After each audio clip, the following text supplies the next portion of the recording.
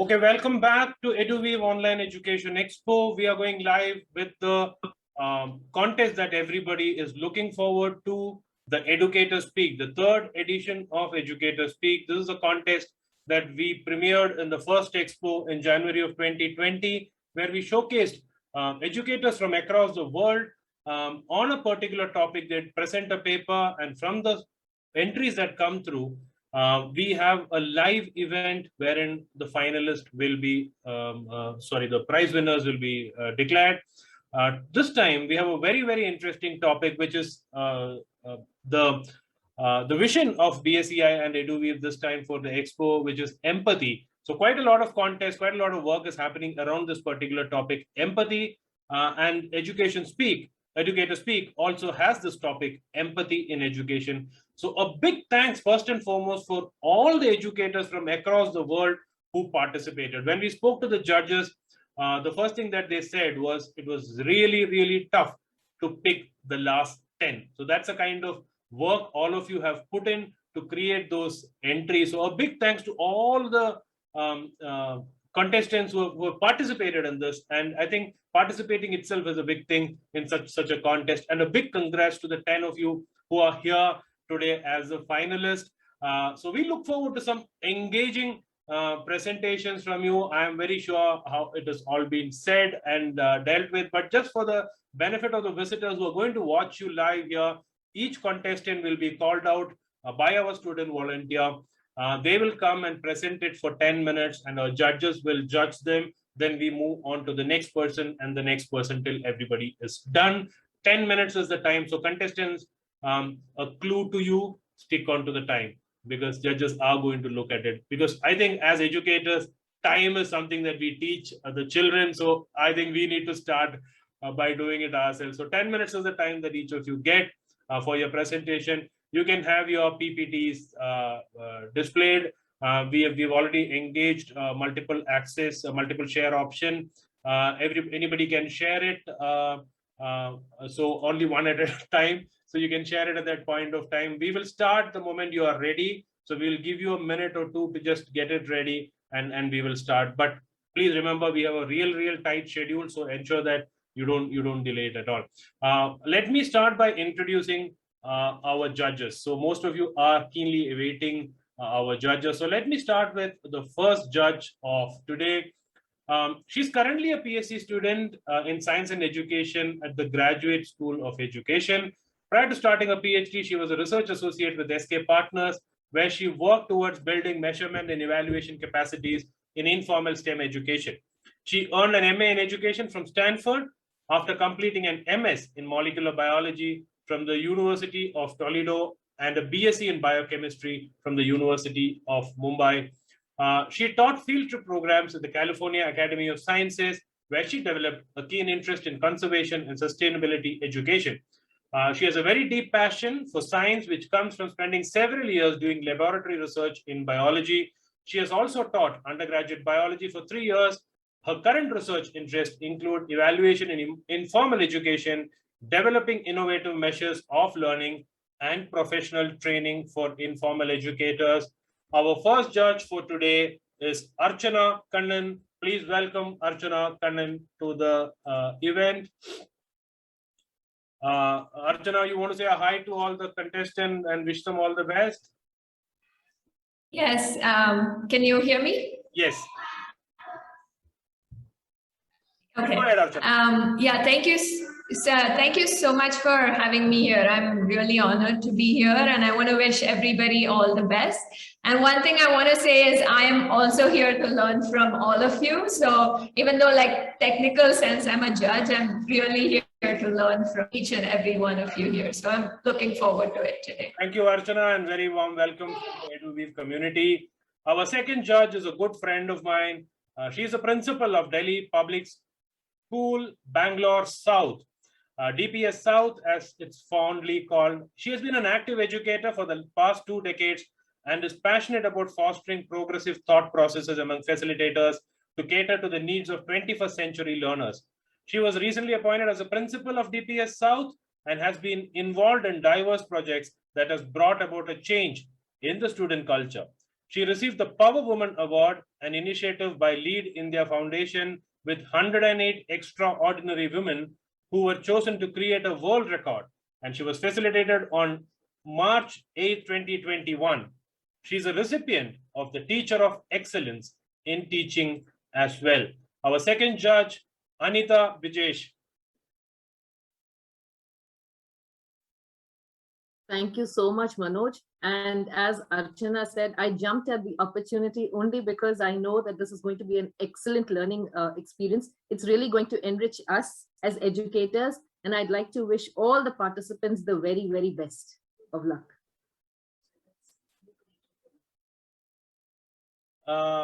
Okay, so we start off now and over to Anandita for taking it forward from here. Over to you, Anandita. Good morning, everyone. Our first presenter for today is Ms. Chaitra Kulkarni. A very good morning to everyone. Am I visible and audible to everyone? Thank you. I would like to begin by thanking Bangalore schools, the organizers and the judges for giving me this opportunity of presenting my paper. So I'm going to start off. Let me just present my screen and then we are good to go.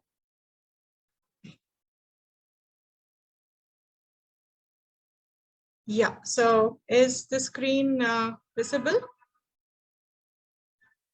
Yes, all right.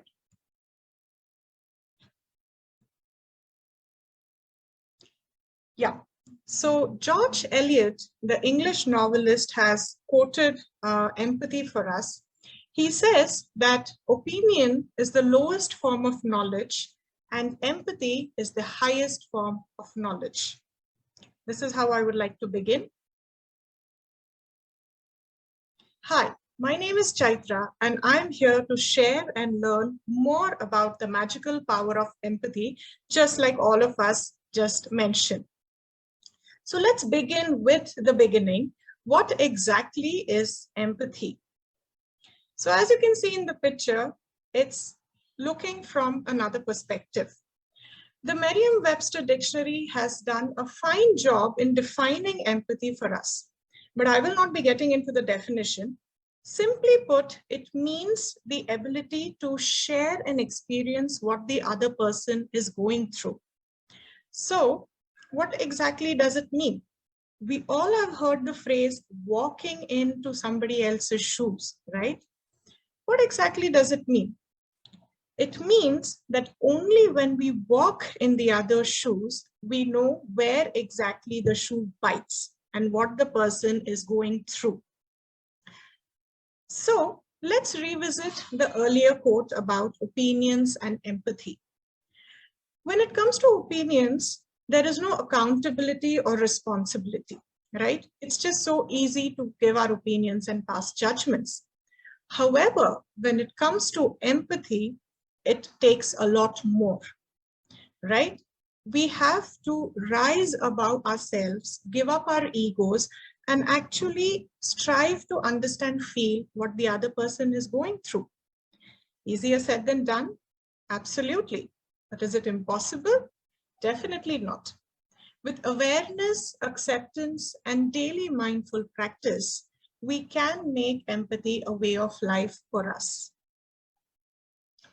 So while I was doing my own little research for the paper, I came across this very interesting talk by Dr. Helen Rees, who is the professor of psychiatry from the Harvard Medical School. And she talks about a very interesting incident that she witnessed while on a plane ride. So this is what she has to say. She was on a plane ride and all of a sudden she hears the shrill cry of a baby. We all have witnessed this, haven't we? Yes, a crying baby in a plane. So obviously, while everyone was disturbed and annoyed and just wanted someone to make the crying baby stop, there was this little boy, say 3 or 4 years old, who quietly walks up to the baby and offers his pacifier. What a beautiful moment indeed. But why would he do that? Because at that particular moment, the only thing the child could think of was to soothe the crying baby, to help him in his discomfort and agony. So yes, this example definitely cements the thought that children are born empathizers, and we as adults have merely got the job to help them recognize and nurture this trait. And by doing so, we equip them with the skills and tools to make meaningful and happy relationships in all walks of their life. So let's see how empathy has featured in education all through. We all know that India has been a pioneer in a lot of aspects, and the Gurukul system is one of those. Here we can see that the students, teachers, even animals lived and learned together. How do you think this system worked? How was it possible? Of course, because of qualities like empathy, kindness, being tolerant towards one another. If they had to coexist together, they had to have all these qualities. We also have quite a few Western theorists like Bandura, Bowlby, Erikson, Freud, and many others who speak about empathy being very, very critical, especially during early childhood. They also have presented findings which support the same. Even the well-recognized IB curriculum places a lot of value on empathy education. They speak about being principled, being open-minded, being reflective, having thinkers as their attributes. So what do these attributes do? They help children make better choices in their life and become well-rounded global citizens of the world. So now that we know how education is important, let's go to another important aspect. A picture is worth 1,000 words. So I couldn't get past this particular incident while I was working on this paper. Most of us are aware. So this picture is from this year's Olympic Games, specifically the men's high jump event. So at one point during the event, it so happened that both these athletes, one from Qatar, Mutas Essa Barshim, and Italy's Gianmarco Tamberi, excellent athletes, excellent high jumpers. So at one point during the competition, after the stipulated number of jumps, there was nothing to separate them, not even a point. They were neck and neck. And the referee offered them an opportunity of a jump off so that they could determine a clear winner. However, they did something which was very, very rare, to happen ever in the history of Olympics. They decided to share the gold. And why would they do that, especially in an event like the Olympics? Obviously, because they were able to recognize and understand the other's hard work, dedication, time, sacrifice that went into reaching this particular stage. So what I wish to say is sport has the ability to instill qualities like the ones which I just mentioned: hard work, empathy, kindness. So I feel that sport plays a key role in educating children, and it should not be limited just to one period of PT per week. Teachers and empathy. So Carl Menninger, the American psychiatrist, says that what a teacher is more important than what a teacher teaches. So it is very important for us to be able to understand empathy, and only then we will be able to instill that in our students. So let me take you through a few points in which we can do this. Be a model. We all know that children are great imitators. So let's just give them something great to imitate. When we try to be kind and considerate and empathetic in all our interactions, be it parents or teachers, our subordinates, and definitely to students, They see and learn from us. Inclusive classes, something that is very close to my heart. Having inclusive lessons, worksheets, even multiple intelligence, inspired corners, extra assistance to gifted children, all of these can help us connect with each and every child and help them learn and improve in a better way. Self-love and self-empathy are something we all should be practicing. We cannot give something that we do not have. Hence, as teachers, it's extremely important for us to accept and love ourselves. It's absolutely fine to put up our hands and say, hey, you know what? I'm not doing great today. I'm not having a good day. But it's all right. I'll be fine. So when children see this, they learn that it's not only important to expect happiness and success, but it's also equally important to accept shortcomings and failures. Quiet time, definitely important, not just for students, but for adults as well. So a quiet time of 5 to 10 minutes per day in a peaceful and warm place can help children think and make sense of all their feelings and emotions. They will be able to embrace themselves, their thoughts, their feelings, both negative and positive, and try to work on them accordingly. Humility and openness. I think it's about time we all accept and understand that adults are not always right. We do mess up at times.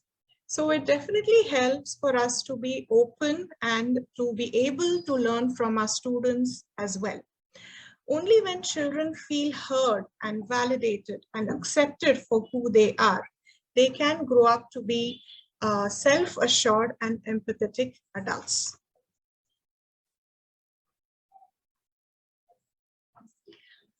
Children are our future leaders, we all agree. So it is absolutely critical for them to leave behind issues like hatred, abuse, inequality, and many more to be able to become better global citizens. These hinder inter and intrapersonal relationships between people and countries, and we definitely don't want our leaders to promote these. An empathetic leader can not only serve his or her country, but can also make this world a better place for everyone to live. Perhaps that's why they say, catch them young. But here is what I believe. I feel that it's never too early to teach children about empathy. But if you think about it, it's never too late either. I would like to leave all of you with a quote that I came across. When I started reading it, it was quite jarring. It felt irrelevant and even negative. But the more I read it, it started to have a deeper meaning, especially on a very personal level for me. So I'm going to read it out and leave it on the screen for all of us to read. And I hope that it resonates with each one of us at some level or the other. So here's the quote. I believe that what we regret the most are our failures of courage, whether it's our failure to be kinder, to show up, to say how we feel, to set boundaries, to be good to ourselves. For that reason, regret can be the birthplace of empathy. Brené Brown.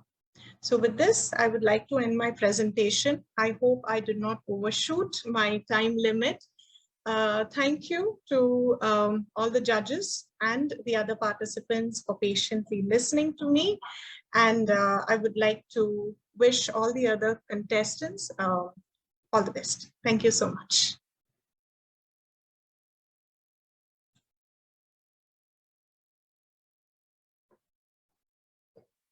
So am I done?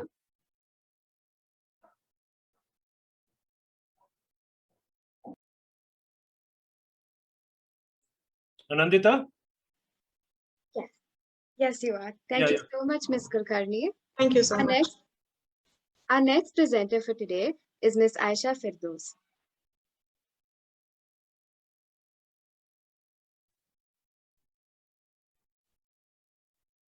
Hi, good morning. Before I start, I would like to ask, is my voice clear and understandable to all of you? Thank you. So let me share my screen first.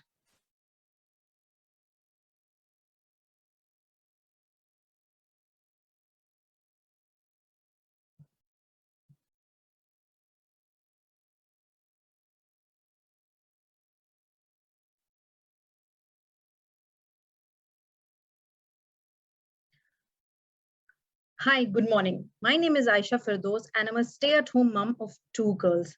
I'm currently pursuing my second master's at Veritas University College. Have you ever heard or wondered about the connection between our emotions and our relationships? Well, I'm here today to help you understand the connection even better. When you're able to understand the emotions that you feel, you're able to build stronger relationships. You become more confident, positive, and accelerating in life. And here's how I'm going to do it. Now, I'm sure as educators, you all understand the importance of socio-emotional development. But did you know that according to a case study in USA, California, the lack of socio-emotional development could lead to permanent impairment of speech and cognitive development? Point to ponder over. Socio-emotional development, the main topic of my paper. What is socio-emotional development? Socio-emotional development is the ability of an individual, be it a child, a medium age, or an old person, to understand his emotions and be able to manage and control them in a social setting.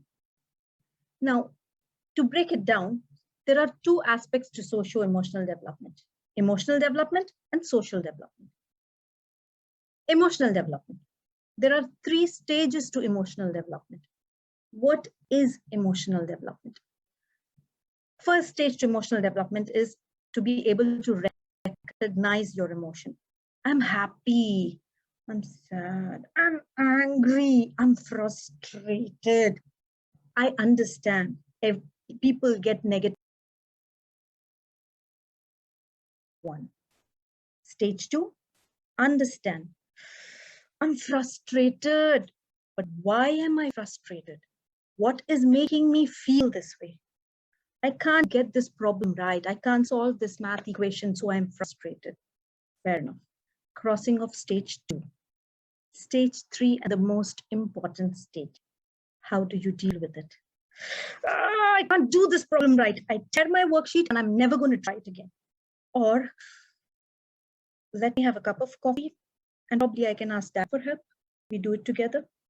The ability of an individual to be able to manage his emotions to an extent to survive successfully in a social environment. That is the final and the most important stage of emotional development. Now, if I put emotional development in a day-to-day concept, the most common example of lack of emotional development is communication gap. One day, my daughter, 7-year-old daughter, Sanaya, she came running from the park. And as soon as she entered the house, she was like, Mommy, Mommy, Mommy, guess what? Aryan has got a new mountain bike, Mama. It's yellow amazing. And before she could complete, I said, stop. Sanaya, you have a bike that's new enough. And I'm sorry to say, I'm not buying you a new bike. She was all furious and angry and upset. She's like, that's not what I meant, Mama. And she ran up to her room and she banged it. Now, what do we understand from this example? Me, as a mother, I assumed that Sanaya is demanding for a new bike. Why is that? Because she usually paints the picture that way, beating around the bush and praising things whenever she wants something new for herself. As Chaitra rightly said, adults are not always right. I made a mistake to not let her finish her topic. That is a lack of emotional development in me. The other side of the coin, Sanaya, she is feeling betrayed and she's also feeling that my mommy doesn't listen to me, my mommy doesn't understand me. Why does she do this? But the problem here was Sanaya uses the same style of communication for everything. She wants to share information, she wants to have a conversation, she wants to request for a new thing. So this is a perfect example, communication gap, of lack of emotional development. But These are all the small tests of life that prepare us and make us develop our emotional balance or our emotional content. But the major challenge was yet to come. Kaboom came the era of electronic media. You say it, you name it, and everybody has it with them, whether it is a PSP, it's a Game Boy, or it is a mobile phone. Starting from the toddler age up until to the retirement age, everybody was having a gadget in their hand, completely engrossed in it. They were all dug deep inside. It changed the face of life. It changed the face of day-to-day activities. Healthy, normal conversations where you shared your experience of the day, little learning happened. The de-stress that happened on the dining tables was soon moved to a engrossed gadget time. Everybody sitting in their own bubble, seeing something that they are interested in, rather than speaking to each other and associating with each other. Healthy playtime in the garden, feeling the fresh air, the water, the sweat, the communication, the push and pull was all changed to what? A virtual combat zone. Children preferred meeting their friends online for a virtual combat rather than speaking to them. All this gadget innovation had a major impact on social development also. But the main reason for this, can we understand the reason behind why is it that the gadgets are considered to be good and it's normally used in every day-to-day activity? Is a misconception. Most parents believe the use of gadget to be a sign of progress.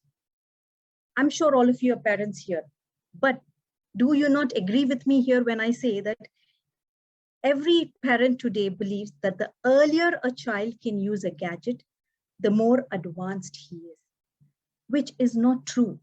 Because in this world, a child has to face different challenges in life, different levels of challenges, different types of challenges. We as a parent are giving him a challenge, a bubble of his own comfort zone to sit and not be able to experience different or difficult things. How are we going to train the child? Social development, the second aspect of socio-emotional development, is also important, is more important, because this goes outside your inner circle and you're associating with people from the society, the other members of the society. Now, social development has many critical and higher order thinking skills to it. You develop cross-motor skills, you develop teamwork, you develop communication, collaboration, critical thinking, decision-making. All these skills are developed through social interactions. Now, you may say, when a child helps his mother set the table for dinner, how is he learning? What is he learning? When a 6 or a 7-year-old is helping the mummy set the table, he's just not laying down plates and dishes on the table. He also learns the art of symmetry. He learns to place a plate adjacent to the chair in a way that is easily accessible to reach out to things that are there on the table. When children help their father wash their car, you might think it's a manual job, it's a menial job. Why should we involve children? We can get it done from a watchman or a driver. Why the child? Well, when you're involving your child to wash your car, you are teaching him the importance of natural resources, water, how to conserve it and how best to use it at the minimal level possible. You're teaching him the value of money, that an increased water bill will impact on your life. So in a way, you are teaching children things when you're collaborating and associating with them.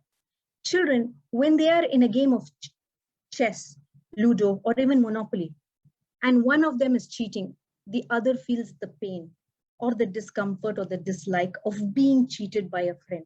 So when he sees a similar situation arising with his sibling or with his friend, he understands it, he feels, he empathizes with the situation, he takes a stand and he supports his brother or his sibling. Social development leads you to many more important things. But the impact of gadgets has a very diverse effect. Misconception is that parents consider it a sign of progress, but studies have proven that there are many negative psychological effects on children owing to excessive use of gadgets, few of which are short here. aggression, depression, frustration, social isolation, addiction. These are all just mini forms of gadget addiction. But we as individuals, or we as adults, to say it more rightly, have the responsibility upon us to limit the gadget time for the children. It is the best possible way we can do it. We are adults, and we as parents need to understand and teach our children to use the gadget and not allow the gadget to possess our child.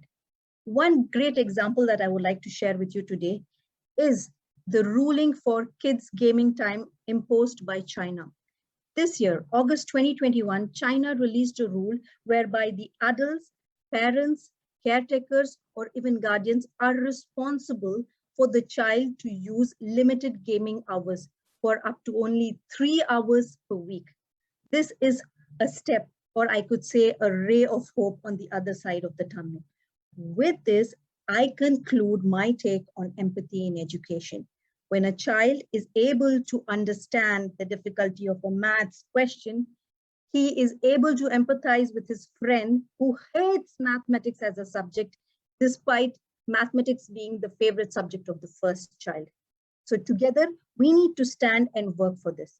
And today, I discussed with you two main aspects: the importance of socio-emotional development and the impact of gadgets on socio-emotional development. What we all need to do as a first priority when we leave here today is to socialize with human beings face to face more rather than on social media. After all, gadgets don't have hearts to empathize. Thank you, and over to you.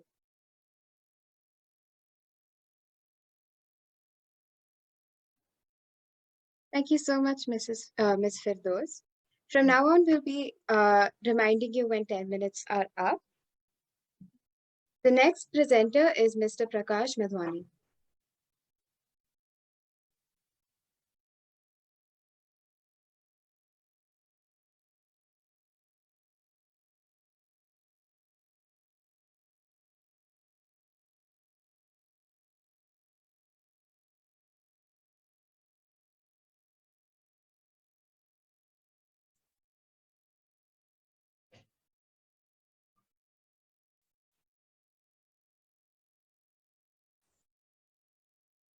Good morning, everyone. One second. Am I audible? Oh my.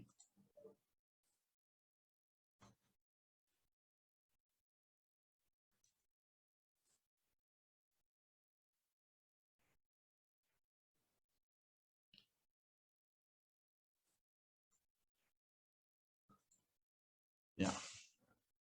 Am I audible? Yeah. Yes. Yes, you are audible, please. Okay.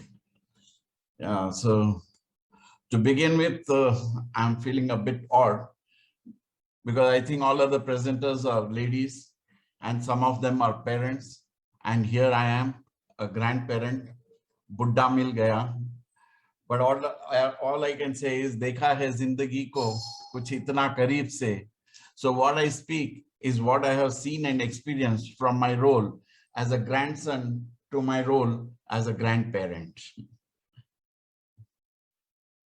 I would like to start my presentation. Sonam. Presentation.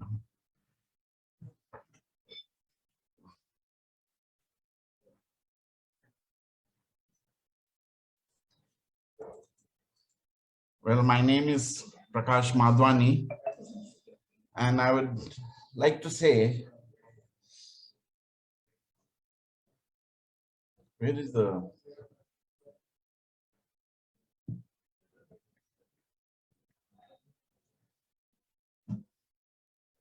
With the advent of the big C, the computers from desktop to laptops to tablets to the handheld mobile phones, the world has shrunk, and the abundance of information and knowledge has killed the joy of inquisitiveness to know the hows and whys of the life system and everything under the sun. In such a scenario, The role of the teachers and the schools, colleges per se has changed drastically. The impact will be noticeable in a couple of years. It is just a matter of time when the child will show scant respect to the guru, the one who dispels the darkness and spread the light of knowledge, because to him, that knowledge or that information is available at the fingertips. The education system has to get up to the challenges posed by the big C, the computer. It has to take the humane approach, rightly coined here as empathy in education. Having been connected with education system under the aegis of Sindhi Group of Educational Institutions in Bangalore for 25 years now, I have envisaged a 4C formula. My 4C formula is: the first C is compassion, the second C is courtesy, the third C is calmness, and the fourth C is coordination. The first C, yes, first of all, the schools have to inculcate a sense of compassion in the children from young age, because until we do not sensitize them with the life elements from young age, they will not understand the meaning of respecting the life system around them. They have to be taught of the exacting realities of life by taking them to orphanages, old age homes, hospitals, to understand what is pain. Thereon, they will develop the most important element of human life, empathy. The second C, courtesy. Children seem to have become so indifferent and impatient that they do not show basic courtesy, not to people. No, I'm talking of courtesy to the law, to the system, to the judiciary. Probably as elders, we owe it to ourselves for having spoken lowly about our country all too often. We as elders blindly break rules, and our children who are learning from observing us deem it quite okay in disregarding such rules of courtesy. My parents never followed these stupid rules, so why should I really bother? Is the attitude they develop over a period of time. I have seen 6 to 8-year-old children showing scant respect to restrictive orders of the watchman in the building, because the parents have not taught the child to be empathetic towards the man who is only doing his bounden duty. This education of empathy is not part of any textbook or curriculum or syllabus. It is part of our lifestyle, our mannerism. The third C is calmness. Calmness or composure of the mind is said to be a result of yoga and meditation. And while the West is looking at inculcating meditation in their children from young age, we consider meditation as an activity of our retired parents only. Can one imagine the tremendous impact this small exercise can have on the minds of children if they are taught to be calm and composed in everything that they do? And this can be achieved with the help of meditation. We seem to have grossly neglected the vital exercise and amidst the humdrum of all other activities. Stress is today the middle name of all youngsters in their 30s and 40s, popping BP pills along with their dads. The antidote for stress is meditation, for which youngsters claim that they don't have time. A calm and composed mind will learn to empathize with others, gracefully accept rejections and failures, place feelings of others above self. The fourth C, coordination. We are teaching children to compete with one another, setting them up against one another. Individual abilities differ. In academics, some shine, some fail, but success in life is not based on academics. It is based on your holistic abilities, which means that classroom education is not having a holistic approach, creating same impact on each and every child. Once the child is out of the schools and colleges, his still has that competent nature, which over a period develops into animosity in workplaces, which is not conducive for good results. If the same child is taught the benefits of coordinating all his activities with his classmates, then the synergy of their efforts can bring tremendous results in developing the individual skills. Moreover, when you enter the wide world, you cannot function as a single entity. You have to work in tandem, in unison with colleagues, seniors, juniors, and create a productive, conducive atmosphere. For this to happen, we need to empathize with all working along with us, immaterial of their designation or nature of work. Change in role. The role of the schools, colleges, educators has to change from being a classroom knowledge provider to a healthy mind developer. And a healthy mind can develop by following these 4 C's concept of compassion, courtesy, calmness, composure, and coordination.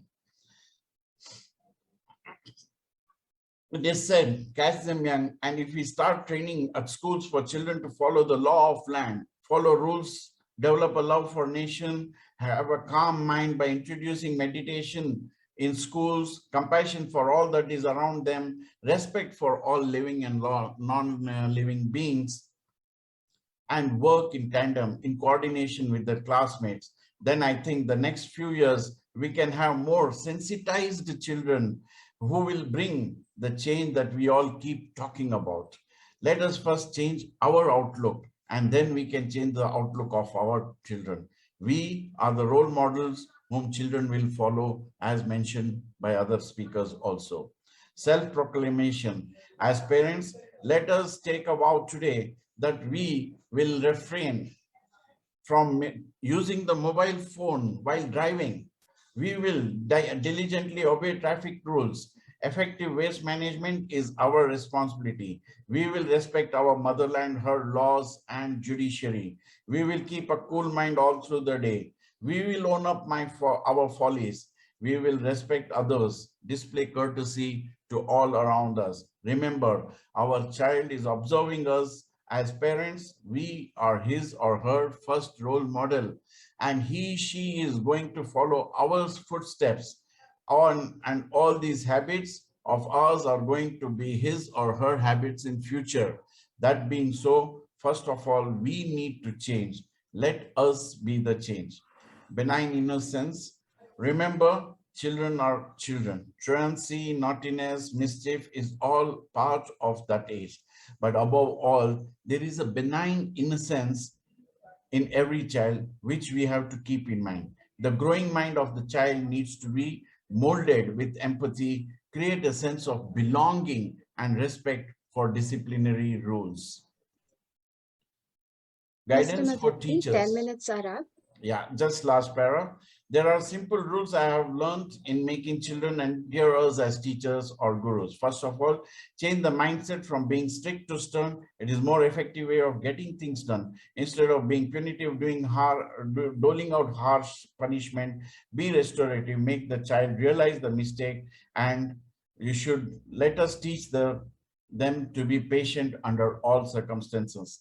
Above all, we must teach them to carry their learning back home within their neighborhood, beyond the 4 walls of the school. Ask them to do a good deed for an elderly neighbor around their house. Encourage them to observe simple rules at home, following the dining table rules of not using gadgets while eating, not only for themselves, but tell their parents also to follow suit, not to waste food, not to indulge in junk food. Sensitize them on wastage of food, empathize them with those who go hungry.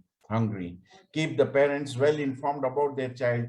Be respectful to them. Avoid blame game with them. Let our action convey to them that we care for the child as much as they do. And rearing the children is the joint responsibility of the parents and the teachers. Empathy should be our education system motto to ensure better mannered children in coming years. Thank you and best regards.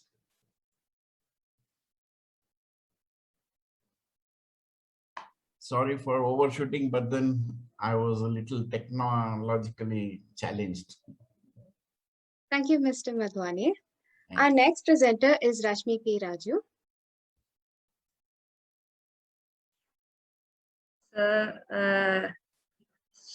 So, Prakash sir, have you stopped sharing the screen?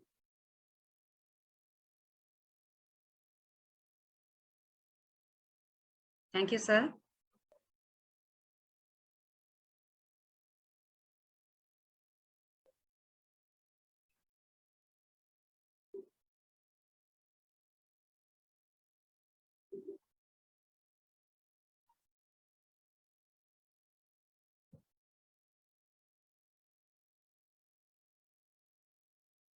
Namaste and a warm good morning to one and all.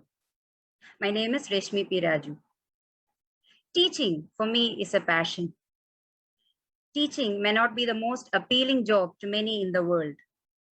However, 13 years of experience have made me understand that teaching indeed is the most beautiful, rewarding, satisfying, and above all, the noblest professions in the world.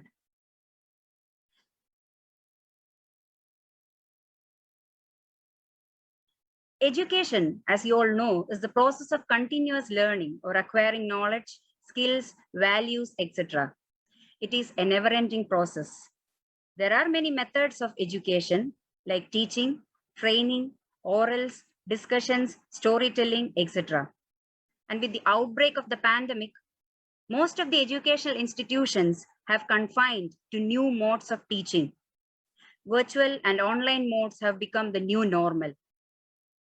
In the 21st century classroom, teachers are facilitators of student learning and creators of productive classroom environments in which students can develop the skills they will need in the future workplace.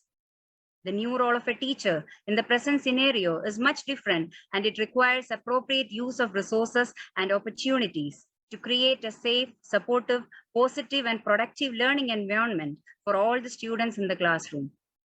The role of a teacher in the life of her students is varying. She can be a mentor who can guide and advise her students to clarify their ideas. She can be a coordinator where she will be coordinating and organizing a lot of hands-on activities. A contributor where the teacher herself becomes a contributor along with the students in the classroom activities. And again, an evaluator where the assessment of the feedback in the performance of the students will be evaluated by the teacher.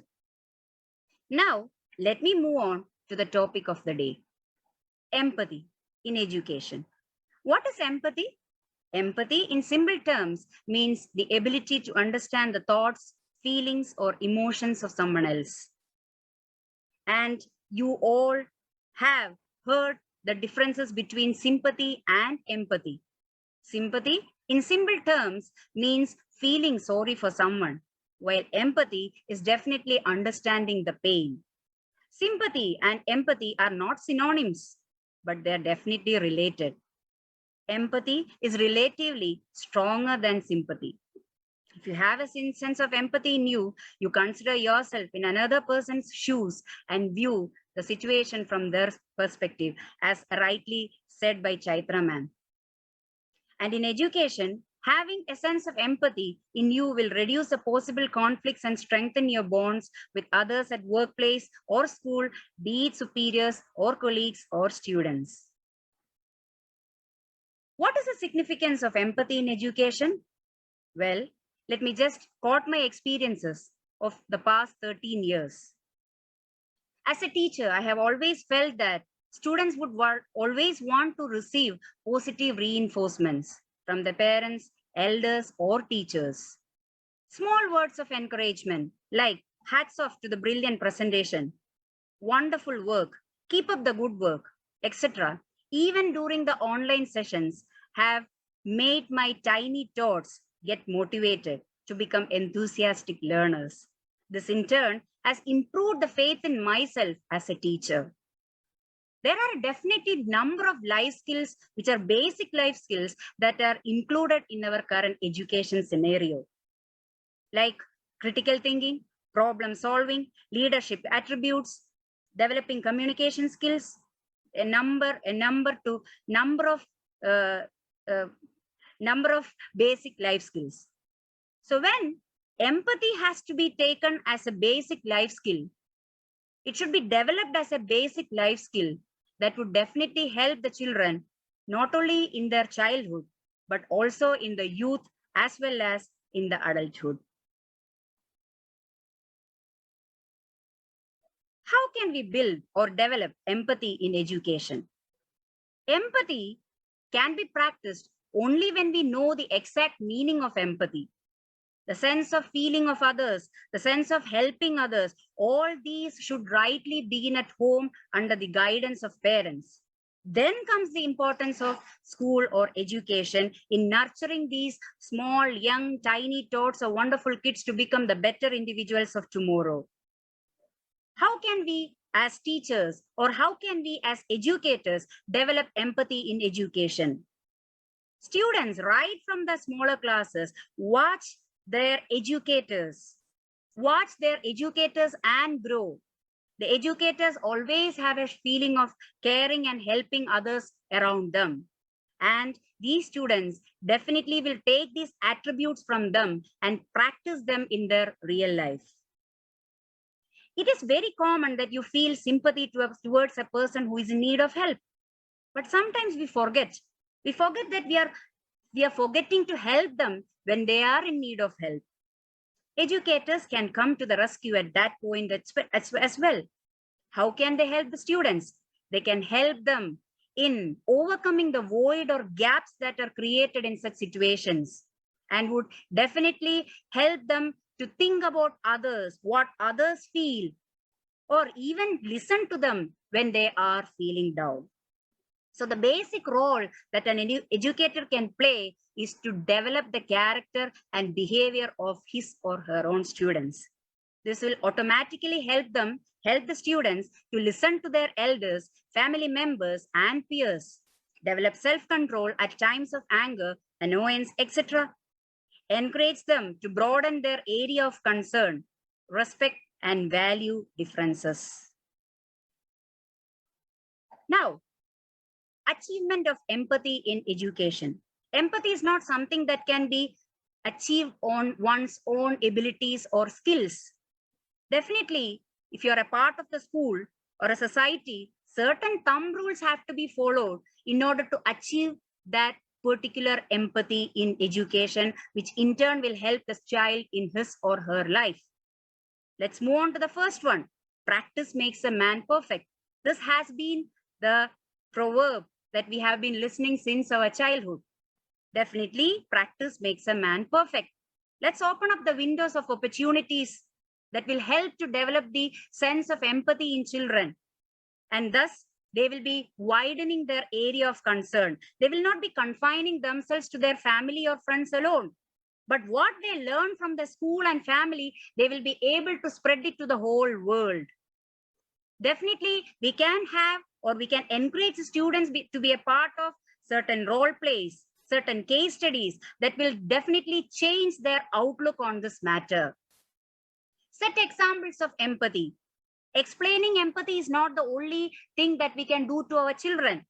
Let us give them examples of kindness, sharing, caring, which will definitely be imprinted in their minds. Lay down moral expectations. Empathy should not be the sake of a name. We should actually ask them, discuss with them the practices that should be followed to develop the sense of empathy and make them better individuals of the future. And finally, develop a positive school culture. As I mentioned earlier, 13 years of experience have definitely made me think about my school as a place where students will be able to develop the sense of empathy in them. It is the place where they can start developing this empathy. They will look around, they will see the teachers, they'll see the office staff, they will see the people who are helping them, they will see their friends. They learn a lot from them. And this development of empathy happens in a strong school community.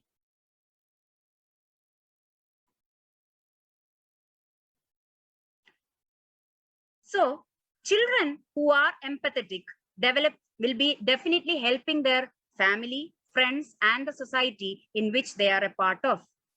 Empathy, which is taken as a basic life skill by any child, would help him to think about what others feel and how his actions can create a great impact on the lives of others. Nurturing children at a young age to develop a strong sense will be advantageous because it helps them to build up strong relationship with their peer groups and family members. It promotes good mental health. It helps them to endure the hardships in life and increase their tolerance level. It helps them to improve their communication skills. It encourages them to have admiration, peace, respect, generosity, and equity towards people who are associated with them. And all these things that are gained in the childhood will definitely help the adults to gain empathy in their future life as well. They will Ms. develop Rashmi, better 10 minutes. leadership. Yes, this is my last slide. Better leadership qualities, ability to withstand the challenges in life, strong emotional intelligence, and capability to understand others and their emotions.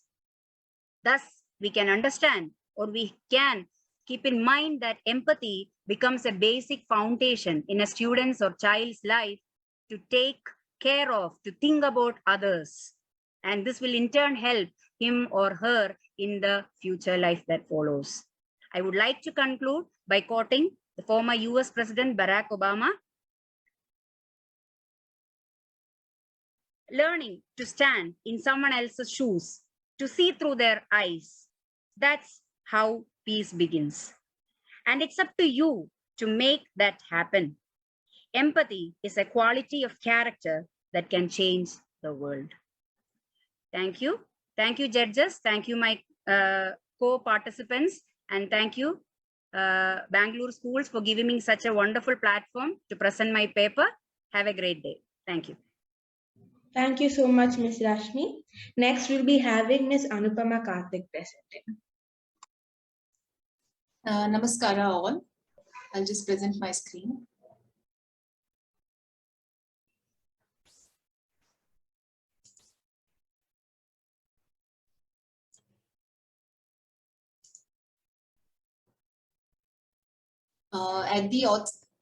I would like to thank the Bangalore schools to give me an opportunity, because it was really reinforcing a lot of things that I, as a facilitator, and our school holds. So I would like to begin my presentation with a small incident or a reading that I did some time back. It was about, went viral in Twitter, and it was about this little girl who was comforting her classmate and telling him, probably it is somewhere in the Northeast, and she was telling him, "Abhi mat rona, aapki mummy aa jayegi." And these are preschool children.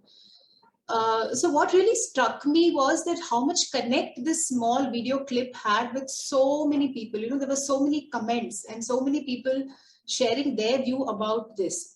As a facilitator for preschool, in preschool for many years now, this is not, I have seen this happening with small children. They share, they are very compassionate. And many of our friends here also shared that when they are small, they are, willing to open their hearts to everybody. And in my case, I have seen children share their thoughts and feelings with caterpillars, ants, and many other small animals that, we have around Prakriya. But what really now, when I think about it, when the same children when children grow up, we do see a lack of empathy, a lack of feeling towards their peers.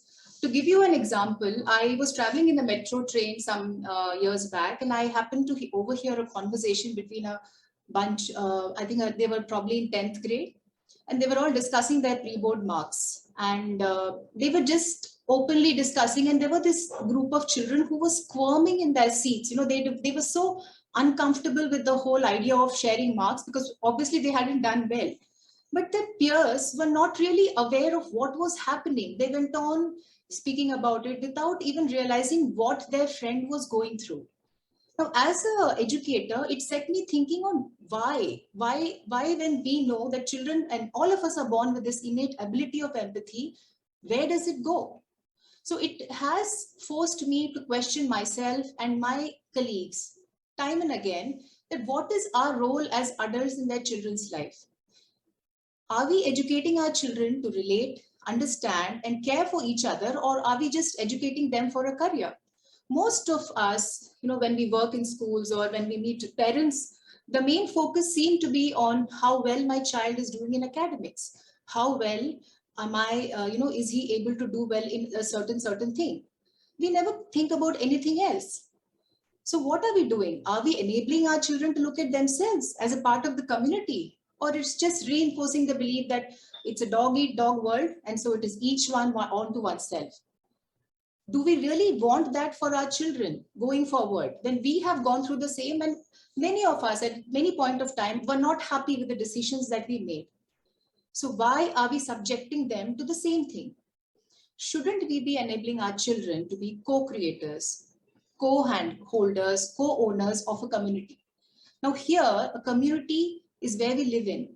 And I'm not talking only about us humans together. It is the whole ecosystem that we live in. If a child is happy in the ecosystem with everybody around, will that not reflect in his relationship, in his life? So it sets me thinking that what are we doing to our children? So I would like to present some data here. It has been reported that in 2019 alone, in India, 1.7 lakh school-going children committed suicide. And also the UNICEF study says that in the age group of 2019, the anxiety and the depression disorders are very prevalent.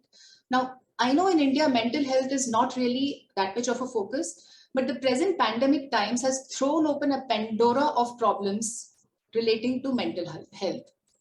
So as educators and as adults in their life, these figures are very shocking. It is a wake-up call for us in any as parents and as educators to do something to make our children feel more comfortable and with their feelings, and also include empathy in their life, which they seem to have forgotten along the way. There might be many naysayers and people who believe that the primary aim of education or any school would be to make the child prepared to face the vagaries that the life has to offer you. I have seen so many people say that jab tum bahar jaoge to ye hoga, you have to fight for competition, you have to do this, you have to do that. But are we really making our children ready for it?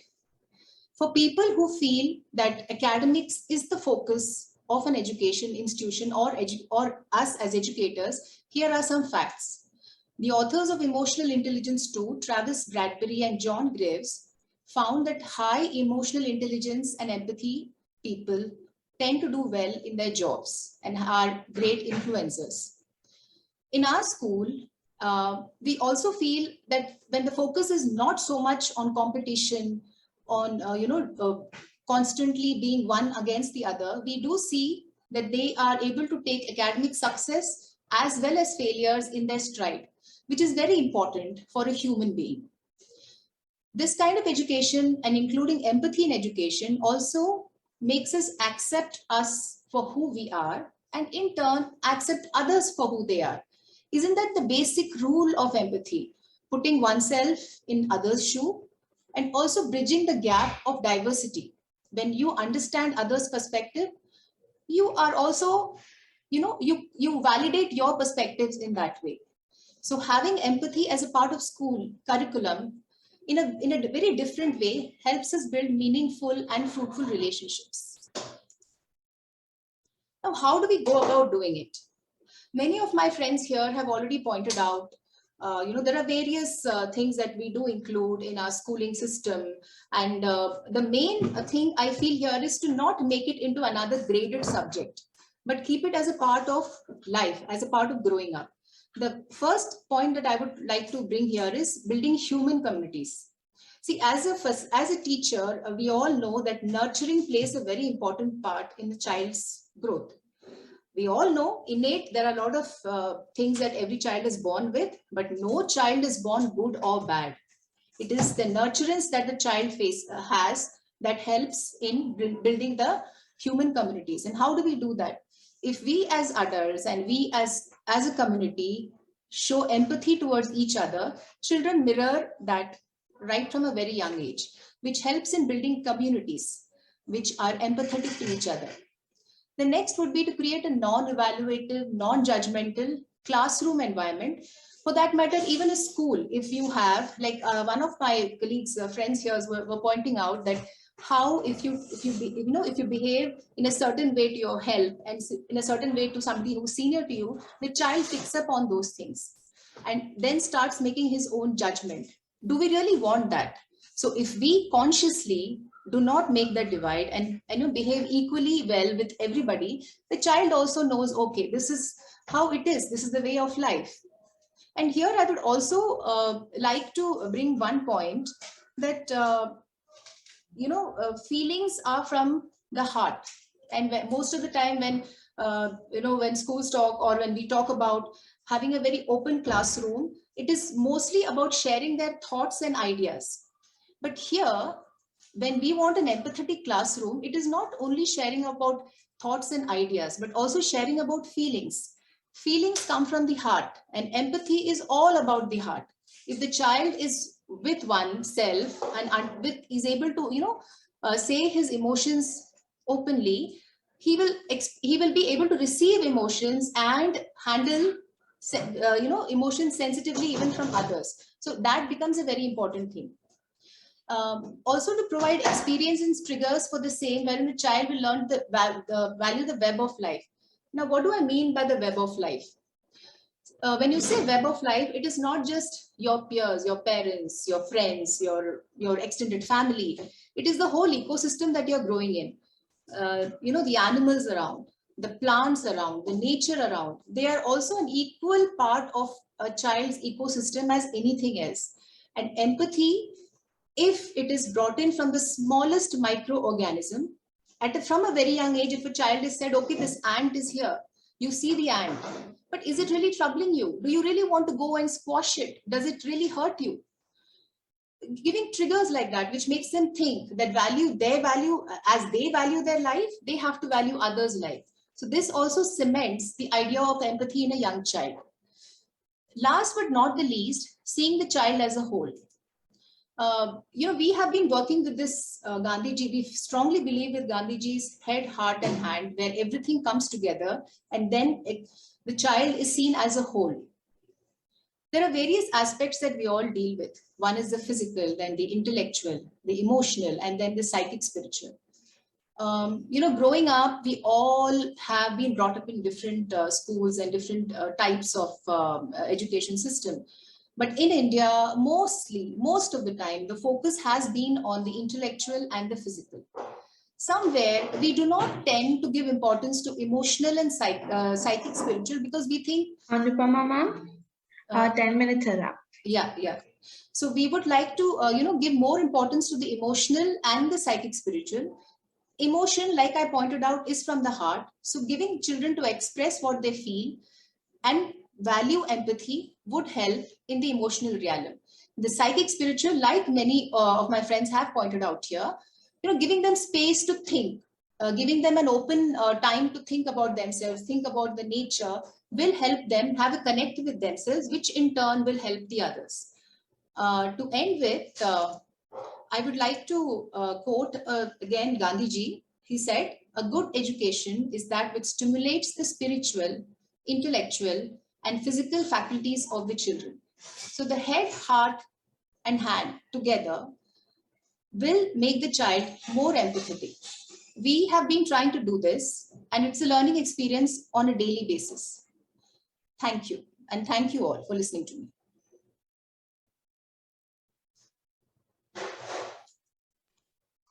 Thank you so much, Ms. Anupama. Next, we'll be having Ms. Srija Iyer presente.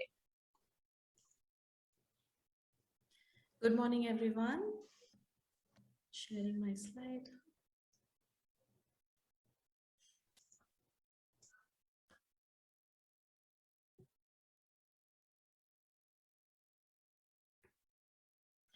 All right. So I want to start with two stories. One is about a child about 4 years old who walked into our center in early 2014, walked in with his mom and yanked actually the phone out of her hand and smashed it to the floor. To her utter horror, dismay, before she could say no, before she could call him out, the phone was in pieces. He looked at her with glee, with so much happiness. I still remember. 2 years later, another story, another incident. A parent walks in, 4-year-old child. This child picks up the keys and the phone from the parent. I'm engaging in a conversation with her, and he's throwing things repeatedly on the floor, repeating the sound that it is making on the floor. Right? He's doing that to himself, and the parent is still shocked, disapproving, and dismay. She's like, don't do it, right? But he's not listening. He's busy. He is occupied, right? Both of these cases look very similar, but when we actually look deeper into it, the strategies that you use to work with the child and to understand what they are doing are very different. And the tool that we at Sparkling Minds use to work on both of this is empathy. Good morning, everyone. My name is Shrija, and I am the CEO and founder of Sparkling Minds, and I'm here to present my paper on empathy in education. Before we go on to what is empathy in education, let's quickly touch base on what is empathy. Of course, it's the ability to step into another person's shoes and see the person for who they are, their feelings, their perspectives, their thoughts, their emotions, without your own prejudice. And especially when that person is very different from you, especially when that person's perspectives vary widely, their experiences are very different, they look different from you, they have a contradictory opinion, that's where empathy really plays a role, because you can find a way to understand where they're coming from and find mutual ground. Why is this important? Why is this important for us to see how to understand somebody else's point of view? I want to talk about two different frames with which we view the world. One being the judgmental frame, where people are right or wrong, things are black or white, something is good or evil, it's immoral, moral, should, shouldn't, right? That we're telling children constantly. And then there is the other frame, which is the empathetic frame, where you're asking yourself, what is the underlying reason why somebody is doing what they're doing? And at the core of it, all of us as human beings have certain needs which actually drive our actions, the so-called strategies which we are using to actually achieve that particular need. And we have to look at what is the voice in our head. Is it predominantly judgmental, or is it predominantly empathetic? And no matter how much we as human beings actually crave connection, empathy does not come naturally to people. It is something that we need to work on developing. And as a part of our conditioning and education system, we are prone to looking at ourselves as machines that need to get things right. Do things in a certain way, score marks in a certain way, right? And that's where the importance of empathy in education comes in. And before I jump into what is the importance of empathy in education, I would like to redefine what I think education should be. For me, education stands for nurturing the whole child. For feeding the child's curiosity, enabling deep learning to happen for the child, and freedom from the judgment of, oh, I could be wrong, right? The space to make that mistake and to feel human, to learn from them and to feel connected to yourself and to another person who could possibly making a mistake, not getting something as easily, could be arguing against you, right? To be able to see that component actually is where education actually starts to nurture the whole child, and it is not just the marks and the exams, right? So if this is what education is all about, then how do we enable them to see each other and themselves as human? And empathy acts as that particular tool where somebody can step into the other person's shoes and see, I see that I am, right? So I am not me anymore. I'm stepping into my friend's shoes, my parents' shoes, my students' shoes, and I see what they see. I feel what they feel. I understand their care-abouts and their needs, and I'm able to understand now better why they do what they do as a strategy. And many a times for people, before they can step into somebody else's shoes and do an empathy out, it is important to do an empathy in, a self-empathy, a self-check-in to see, okay, this is a situation, it's very uncomfortable. I see this person is doing this. I feel uncomfortable. I'm feeling jittery. I care about peace of mind. I care about calmness, and my strategy is to hide, to run away, right? That awareness is very, very important before you can actually do it for somebody else. So both self-empathy and empathy out can be used using this tool. And where in education can you use this? For me, it's almost everywhere. I've kind of listed out a bunch of places, like student connection building amongst themselves, with teachers, problem solving in students' minds, for the world, for themselves, in their small environments, communities, for teacher trust building, teacher collaboration, preventing teacher burnouts, because without empathy, the teacher can really, really burn out. Parenting, and even in emergent curriculum design, being able to really understand where is the child coming from, why are they saying this, what is their interest, right? And being able to follow those paths. Empathy is a great tool to use in all of these contexts to build a community which actually values empathy. I'm going to walk you through 2 case studies. The first one is of a child speaking out of turn in the class, a very, very common scenario in the online environment. At least 2 perspectives are involved, the teacher and the student. Of course, the class, which is actually suffering through that whole thing, is also involved, but the teacher and the student, we are going to walk through both of their empathy through the tool. So the teacher, I see a child is constantly interrupting the class. I feel irritated, frustrated. What is my need? What's my care about? My care about is order in the class. I would like a sense of balance, to be heard, to make progress, to enable learning to happen. And my strategy would generally be to remind the child firmly to follow class etiquette, right? And if I were only seeing my frame, I would do this, right? But there is the child's frame too. And what is the child seeing? I finally know the answer to a question, right? I've been waiting all this while. I feel really excited, overjoyed, and I care about being seen. I care about expressing myself. I care about that attention. I care about being seen as competent. So what's my strategy? I will speak up before teacher misses me. I will not wait for my turn, because if I do any of that and the teacher misses me and I lose my turn, all my needs of being seen and expressing myself and attention will not be met, and I will be disappointed, right? So knowing both of these care abouts, you can think of them as being at loggerheads. The teacher wants to be seen, the child wants to be seen, right? But they're not at loggerheads. They're 2 human needs. If you acknowledge and account for both of this, you can actually design a very creative solution. For example, the class as a whole could track number of turns every child is getting in class per week to ensure blind spots are visible to teachers and students. This is not necessary in every class. Some classes feel there's equity in participation, right? Some classes don't. So when there is such a feeling is when this needs to be handled. Children could embark on a research on effectiveness of ground rules versus no rules in ensuring equity in participation, right? So this kind of creative solution making can emerge out of understanding human needs rather than labeling the child as a nuisance or the teacher getting frustrated and burnt out. Coming back to the 2 stories that I told you, I want to close my presentation with that. 2 children who threw and broke things. I would like to show you the 2 perspectives through the empathy tool of how both the children doing very similar things, they have very different needs. So the first student saw that people get angry and upset when I throw things. I feel excited, overjoyed, and tickled. And I care about attention and excitement. The strategy there to deal with that behavior could be to mute the reaction to the behavior and direct the attention elsewhere to ensure more productive, resourceful behaviors to happen. Whereas for the second student, the IC was very different. I see different things break differently or make different sounds when I throw them. I feel very engrossed, I feel curious, I feel stimulated, and I care about discovery, stimulation, wonder, spontaneity, and joy. So the strategy there was to set up a how does this break or fall kind of a play with different kinds of materials, right?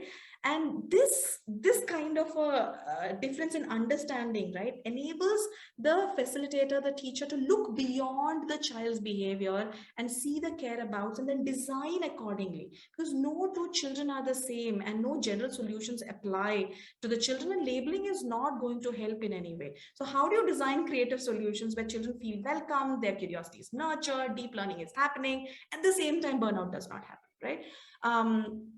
observing, how did we arrive at both of these? We observe the children's behavior closely without judgment or panic.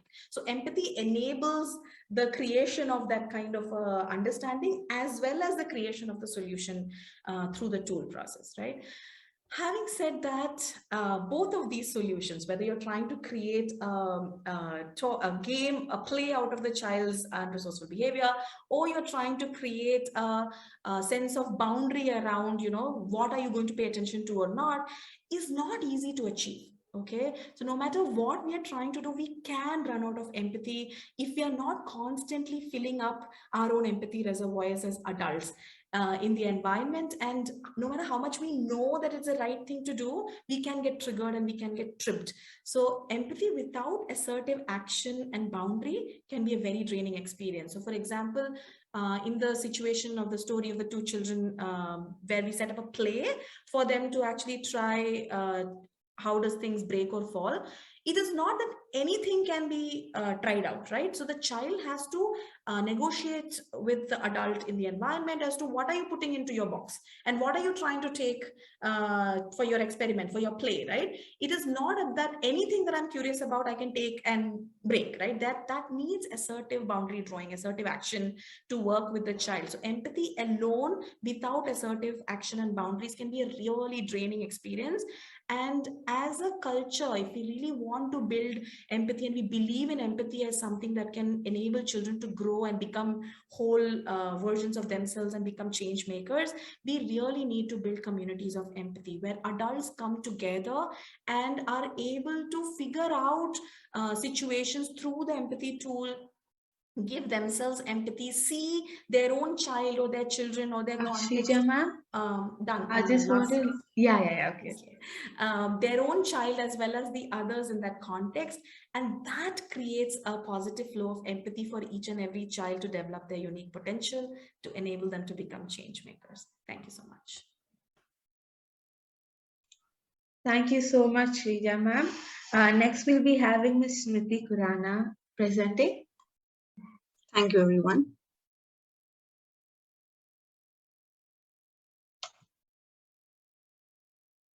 Please let me know if I'm visible and audible.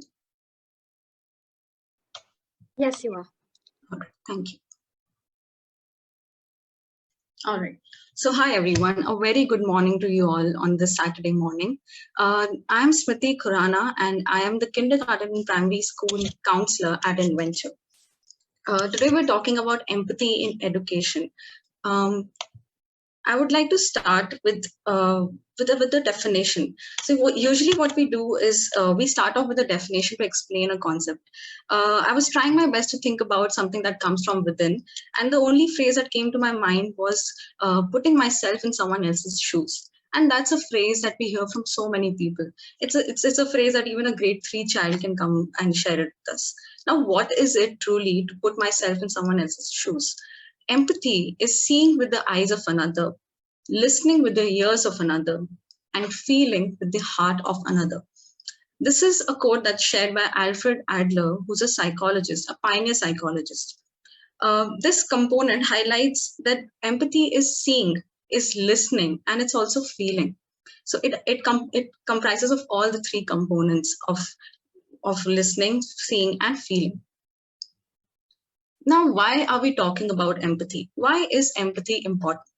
Empathy holds power to make sense of the world around us. When there is empathy around us, it helps us to connect with others. It is the heart of social connectedness. Our identities are connected to the human tendency of empathy. When there is empathy, there's compassion in our behavior. There is self-regulation. When I talk about self-regulation, I mean is when I understand that this is why this person feels the way they are feeling, I am able to control my urgencies. I'm able to control the feelings, or maybe something that I want to share that I know at this moment is not the correct time to share. Or maybe I'm just giving them a listening ear to talk. It is truly in our communication that empathy comes into the picture. Empathy helps us foster honesty and a deeper bond in our relationship. When you see that there's an environment where people are supportive, where people are open to take perspectives, where people are listening, it helps to helps the child to feel more honest and gives the space for the child to be more honest. And henceforth, there's a deeper bond that comes into the picture. Can you imagine a world without empathy? I can imagine a world where empathy is not existing, and there's so much fear, there's so much terror in how I have to express. There would be so much conflict that I imagine. Empathy also shapes the moral identity of a child. Now, when a child understands that this is how the other person is feeling, the child is able to perceive, the child is able to reason on why this may happen. There is a curiosity, the seed of curiosity that's planted in the child's mind. And this helps them to frame an opinion and to judge what is a right or the wrong thing to do. And an empathetic person will be more inclusive. They will be more accepting of the differences that exist. They will be more curious and they would value more reasoning. Now, empathy in a classroom. How does empathy play in a classroom? When a classroom displays empathy, it makes learning fun, more honest and relatable. Now we all are trying to understand how to bring the component of empathy in our classrooms. What we can do is think about what we already do throughout our teaching and our own experiences when we were children in schools. What I came across was when we talk about storytelling, when we narrate a story to a child, we already bring a child to think about a situation in a different lens. So if a child is visualizing a story that is narrated by a teacher, the child will think about that story as a character living in that experience. So storytelling is a wonderful way that people already use to bring empathy into the classroom. And this starts at a very, very young age. When I think about history, history is a wonderful subject which talks about the past, and a past that is not lived by us. It's talking about the ancestors.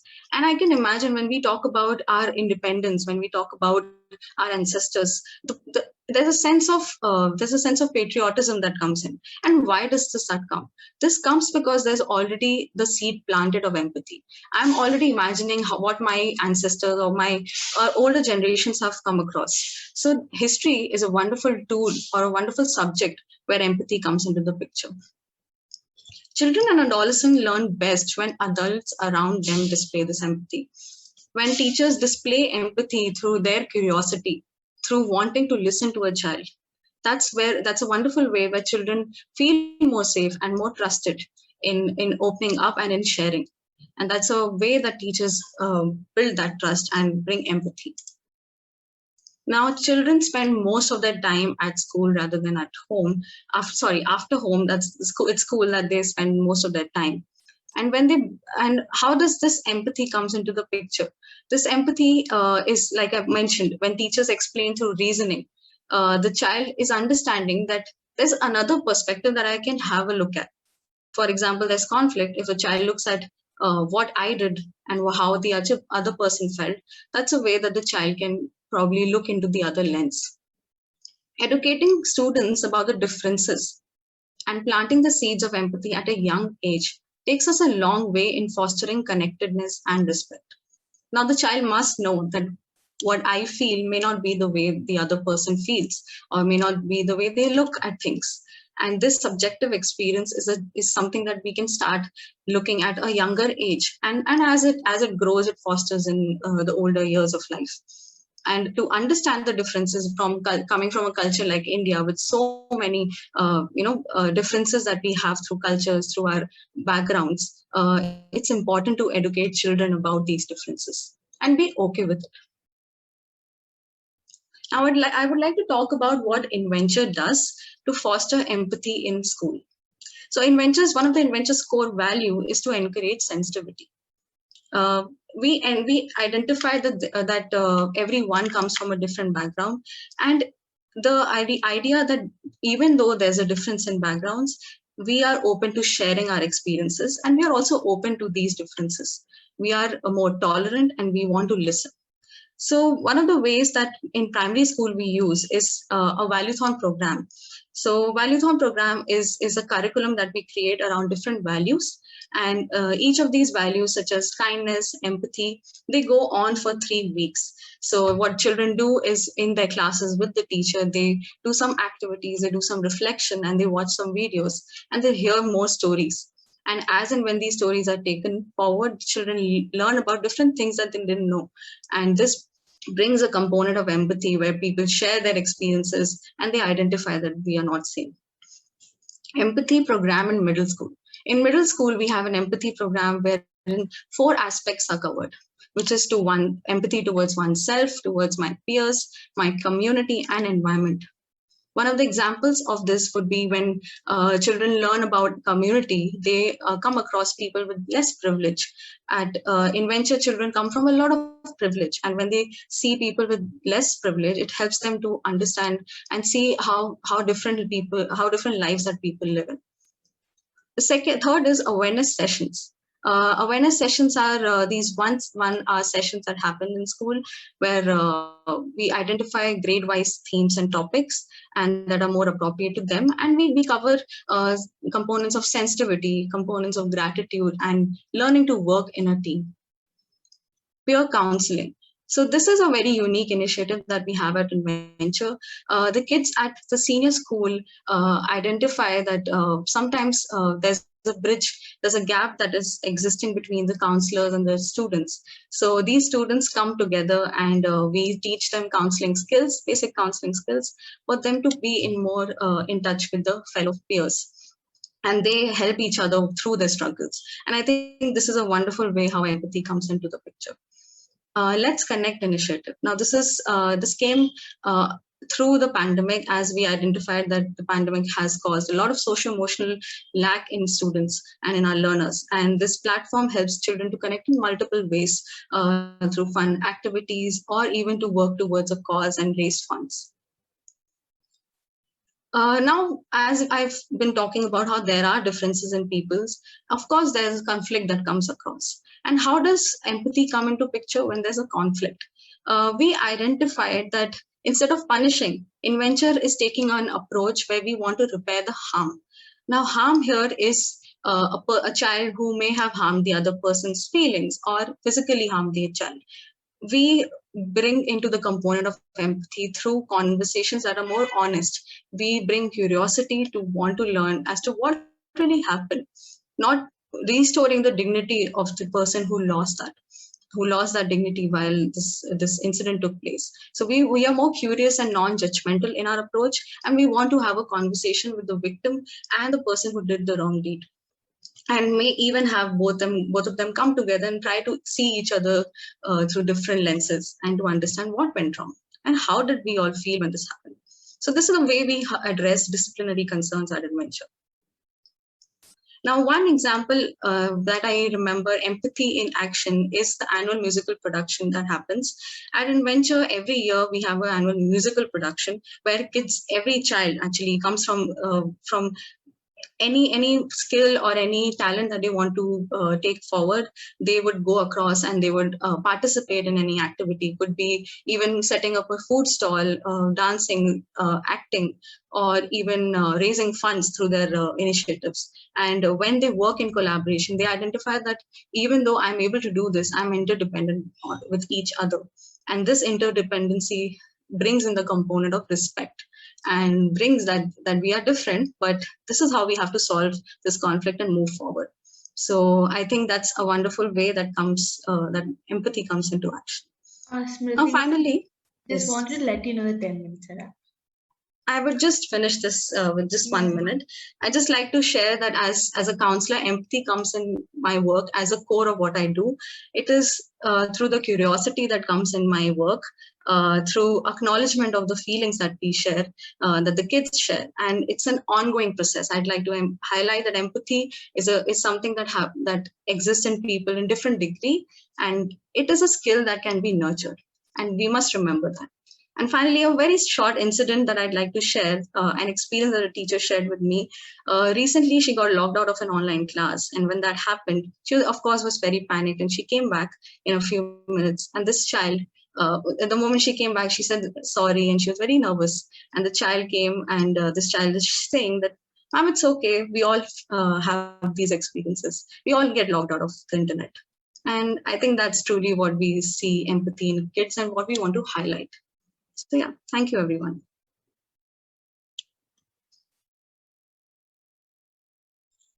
Thank you, Ms. Smriti. Next, we'll be having Ramandeep Kaur presenting.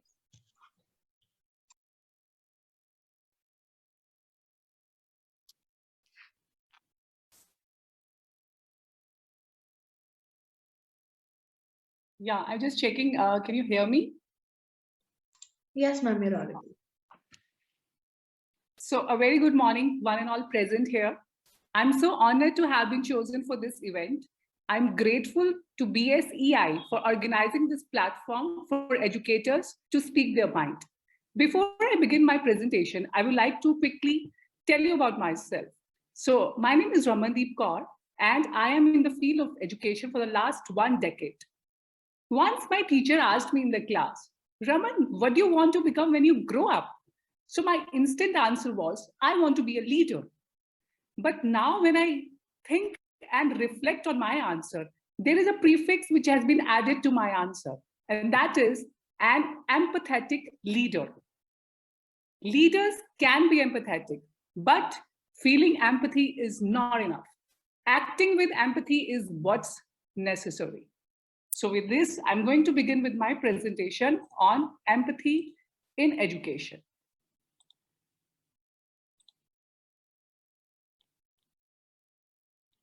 So to begin with, let me give you a food for thought. What does it feel like to be growing old with your memories slipping away? Or to be a dyslexic child struggling in the class? Do you know what question Satya Nadella, CEO of Microsoft, was being asked in his first interview? The question was, what would you do if you see a baby crying in the middle of the road? And Satya's answer was, he would dial 911. But actually, that was not the right answer. The right answer was obviously that you would carry the baby and pacify him or her. What is empathy? Empathy is nothing but seeing with the eyes of another, listening with the ears of another, and feeling with the heart of another. Whether it is an old man whose memory is slipping away, or a dyslexic child who is facing difficulty in the class to learn, or a baby crying in the middle of the road. Empathy is to put yourself in someone else's shoes and try not to judge. When we talk about empathy in education, empathy can have a huge impact on how a child sees and interacts with others in their community and the world. The sooner children learn about empathy. Ma'am, I'm so sorry to interrupt, but are you sharing your screen? Yes. We can't see anything right now. Oh. It is not visible, Ramandeep. Yeah. So shall I start with the game? From the first slide, yes. Yeah. So,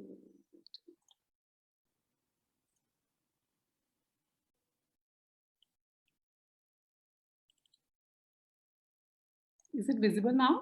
Yes, yes, it is visible. Okay. So I'm going to start once again.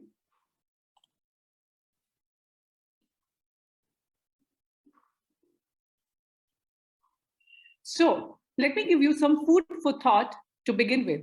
What does it feel like to be growing old with your memories slipping away? Or to be a dyslexic child who is struggling in their class? Do you know what question Satya Nadella, CEO of Microsoft, was being asked in his first interview? The question was, what would you do if you see a baby crying in the middle of the road? And Satya's immediate answer was, he would dial 911. But that was an incorrect answer. The correct answer is, obviously, you would carry the baby and pacify the baby. What is empathy? Empathy is seeing with the eyes of another, listening with the ears of another, and feeling with the heart of another. Whether it is an old man whose memory is slipping away, or a dyslexic child who's feeling pain in learning the education, or a baby who is crying in the middle of the road. Empathy is to put yourself in someone else's shoes and try not to judge. When it comes to empathy in education, empathy can have a huge impact on how a child sees and interacts with others in the community and the world. The sooner children learn about empathy, the sooner the lessons can mold them into a better person. Take Denmark, for example. According to the recent reports, Denmark is one of the happiest countries in the world. Their secret? Since 1993, empathy has been a required subject in the classroom. Just like we have math, science, English, empathy is a required subject in their classrooms. Now, let's talk about kinds of empathy. There are 3 different types of empathy. To understand them better, let's imagine a real life scenario where there is a child who is being bullied by his classmates. And there is a girl called Tia. Tia comes into the picture when he sees Neil is being bullied by the classmates. When Neil is being bullied by the classmates, Tia understands the situation. She listens empathetically to Neil.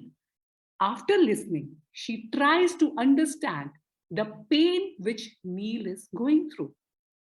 After understanding the pain, she shows her compassion towards Neil by playing with him.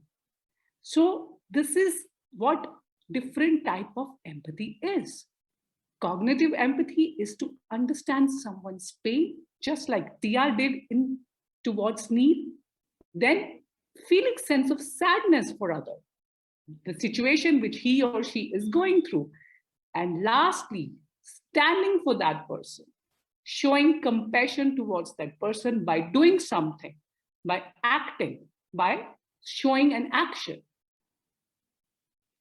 Why we should teach empathy?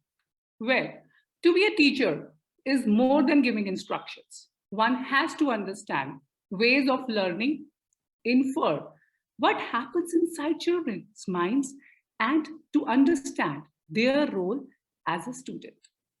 When we teach empathy, children become more sensitive and they're less likely to tease and bully.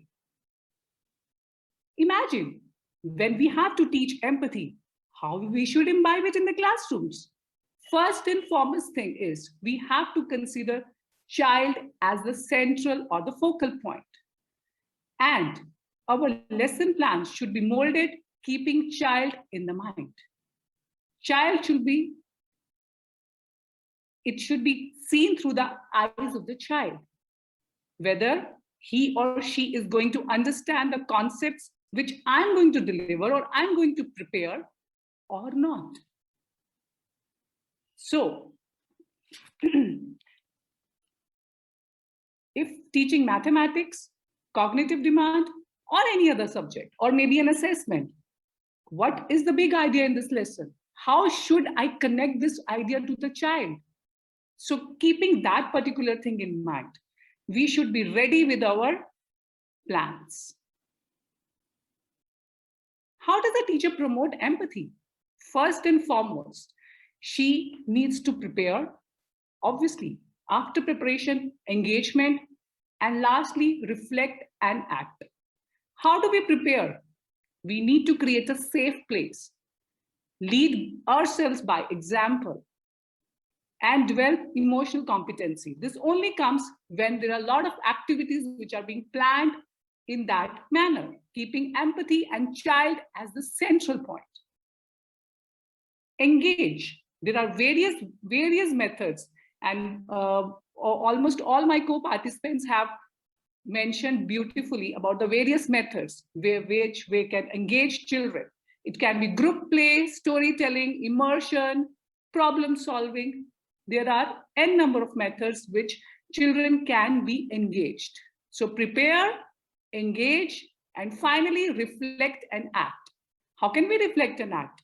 We can use the help of literature by exposing them to different kinds of characters, learning their problems, understanding their solutions through reflective journaling, through creative writing, through prompting them, giving them situations. What would happen if this comes to you? How would you feel if some child bullies you? How would you kind of situations to be put in front of child? Then create empathy opportunities. As one of my co-participants mentioned about car cleaning, also mentioned about Ludo. Also, we can teach them empathy through role play, various characters. Also, random acts of kindness should be a part of a project of the curriculum, where they should be given a project to talk about, to speak about, or to act about. Well, we in education world should take Biden's speech as a call to action to implement in our classrooms the values he is talking on the national stage. Biden says, listen intently. Imagine we can only act if we know what the issue is. For that, we need to be a good listener. Anticipate. There should not be waiting to be asked. Don't ask if someone is hungry. Bring them a meal. Don't ask if people feel sad. Find a moment of joy for them. And then lastly, follow up. Sometimes all a person needs is the shoulder to lean on. And unless we are insatiable in a desire to learn about empathy and bring that learning into education, we are not generating empathy. So I would like to conclude in the end by saying that if we need to serve the planet as an educator, and that is our mission, we need to reflect our planet. Thank you so much. Thank you so much, Ramandeep ma'am. We'll be having a final presenter for today, Ms. Prachi Kukreja. You can present.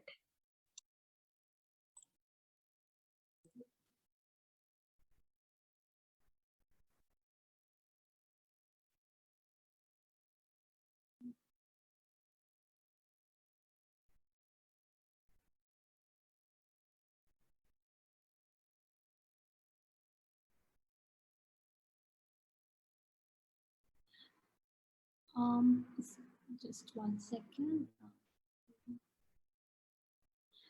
Is my screen visible? My presentation is visible? No, not yet. No. Okay. Can someone really help me?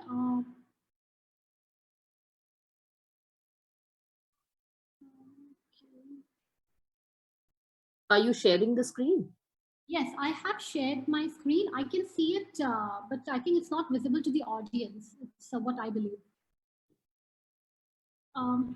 Can someone from the admin help me out, please? Hi, Prachi, could you just try to log out of here and get back again and try? Okay, I mean, okay, fine. Yeah, I'll just do that.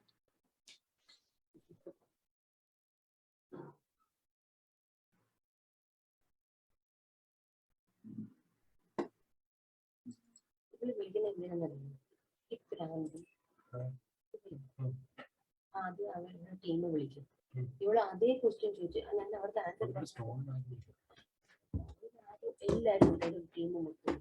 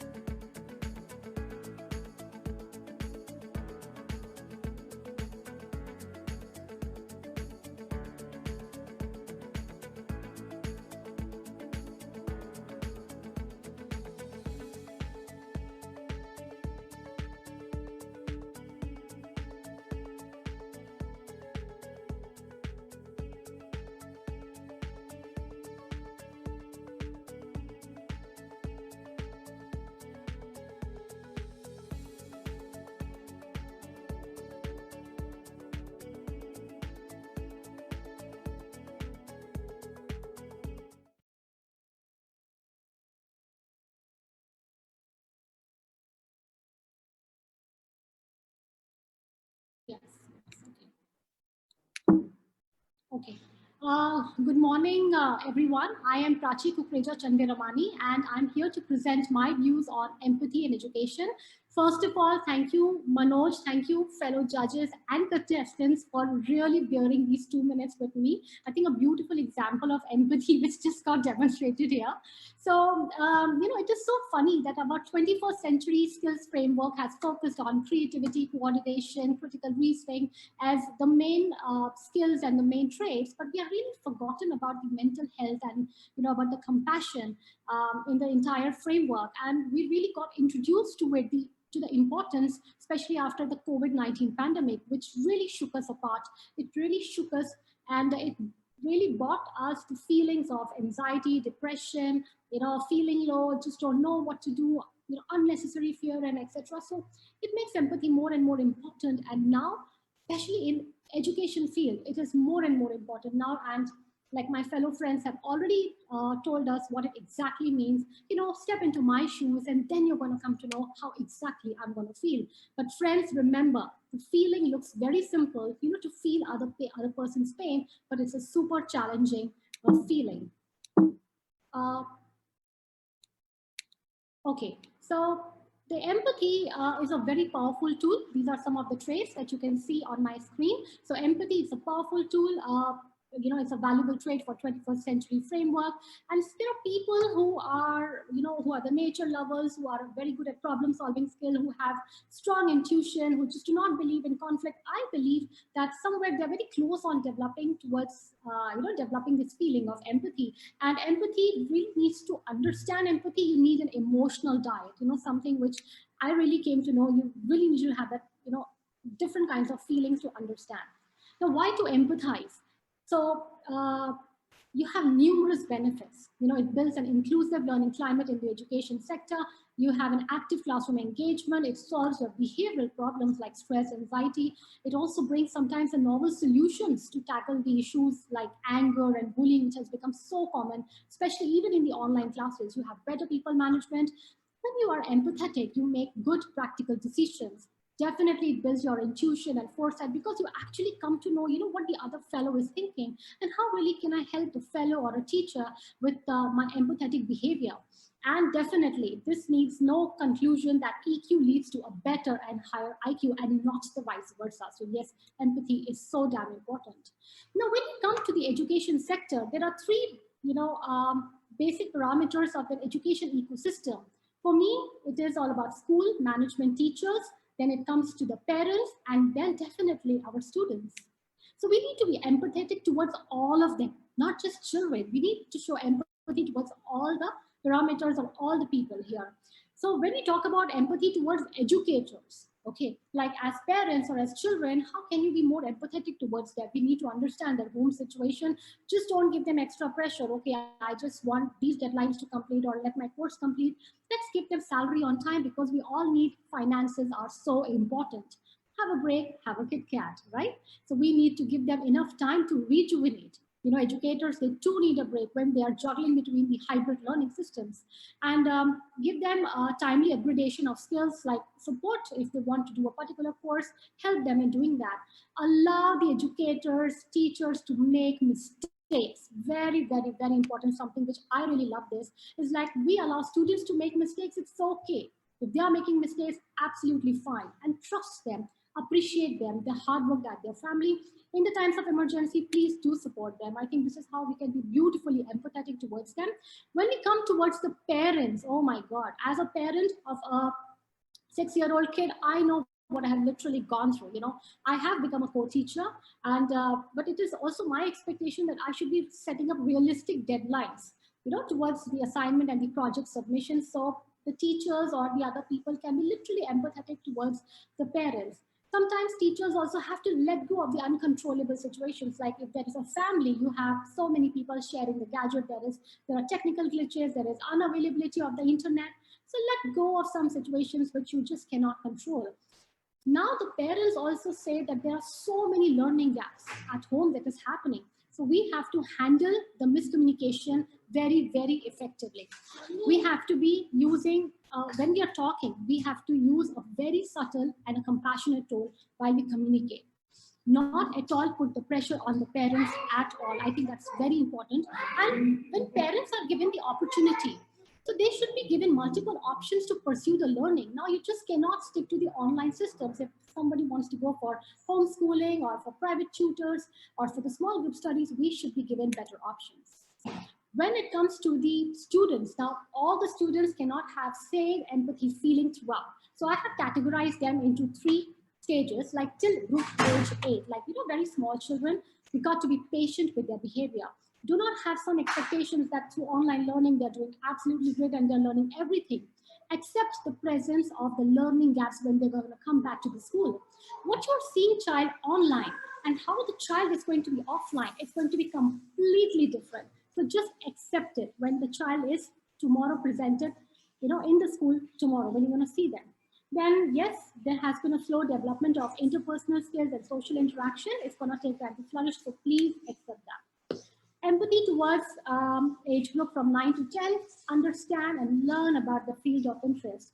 Do not be judgmental. This is a stage where they're introduced to so many areas, so many, careers. Sometimes they will also get into confusion, so it's okay. Do not be judgmental, respect their feelings, and definitely communicate in a very beautiful and a compassionate tone.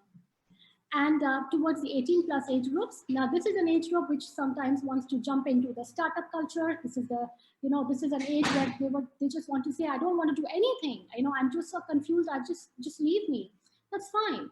But we cannot continue with this behavior, but it's okay. If they just want a break, it's just fine. Just listen to them. Be open to change if they're experimenting with a lot of fields. Encourage them. Be the friend who holds the hands and someone you can really trust them with the sensitive issues. Don't be judgmental. And I think we all need that Jaduki Chakri, which I believe that's a wonder drug. We all need that hug, that beautiful warm hug all the time. Now, when it comes to empathy and ADHD, friends, about the ADHD students, they have super powerful emotions. They are very sensitive. They just cannot see the other person unhappy because of them. So if you have a very well-trained empathetic mind, dealing with the ADHD students, I would not say it's going to be a cakewalk, but it will be, it's going to be more better managed. So there are powerful emotions to deal with such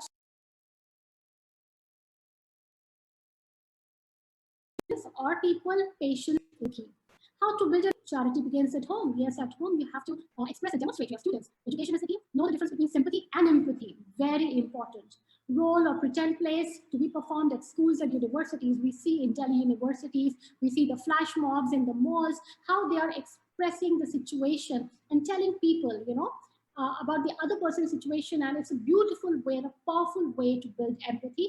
Movies and documentaries today, all these Netflix and Hotstar have full information on, knowing about mental health, well-being, etc. But can you really build empathy? Is it so easy to build empathy? Well, sometimes yes, but most of the times no. It's a thoughtful process. So when you are dealing with an empathetic person, sometimes you can get judged. So the traits to build empathy is you need to have that emotional literacy. You need to have moral identity, imagination, and courage. You need to have self-regulation. You need to be a disciplined person, be kind, love to collaborate, and being change makers. If something you really want change, something you really want to see difference, then yes, you yourself need to be a first change maker. Sometimes over-empathizing, my God, this is something I really, really love. We empathize with the people, but sometimes we over-empathize. Sometimes we just want to, just lay our shoulder. Yes, please come and talk to me. Over-empathizing, please do not do this, okay? Why? Always being in limits is crucial. Something if you're gonna stretch, it's going to break, okay? Over-empathizing results in a lot of complacency, refusal to leave the comfort zone. If you're always, giving a shoulder to cry on to a person, the person is going to be emotionally codependent on you. It becomes a very unhealthy, toxic feeling. And the person can be easily taken advantage of. It could be a financial, physical, mental, social. So yes, over-empathize, but you have to let the other person grow. Very important. How do you measure the empathy? Now you are training someone on the empathy, but how sure you are if the person has really become an empathetic person or you have instilled those qualities? Most feelings, responses, reactions in different situations, questionnaires, regular interaction with the students, teachers, and parents. observing the improvement in the situation which really impacted by empathy. Unusual behavior. Sometimes you would just see, oh my God, how this person is reacting. Bring out some hypothetical situations to understand the reactions, and you can actually come to know if the empathy, you can measure it. Then post-measurement, there is a discussion, you can come to a conclusion, you communicate, you bring up the strategies, and it's going to result in a perfect application of a well-trained empathetic mind, something which is extremely applicable to the counselors or physiotherapists, etc. Someone who loves to deal with the emotions and feelings and loves to bring change as beautiful change makers. Something very beautiful which I noticed is we need empathy in design. Not just it leads to better design, but it leads to better people. Empathy is an end in itself. At the end of the day, all of us, what we want is to be loved, to be appreciated, to be respected. And we need always those people who just listen to us, It's really important that people listen to us. We need that huge expression. We need that desire to express ourselves. And it's important to understand that. And that's all, folks. This is how I would like to conclude my presentation. Thank you so much for listening me out.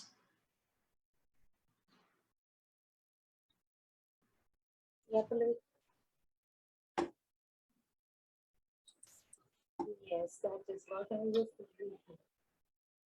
Anandita, are we done with all the participants? Yes, we are. Okay. So thank you all. Any quick word from Anita and Archana on the competition, please?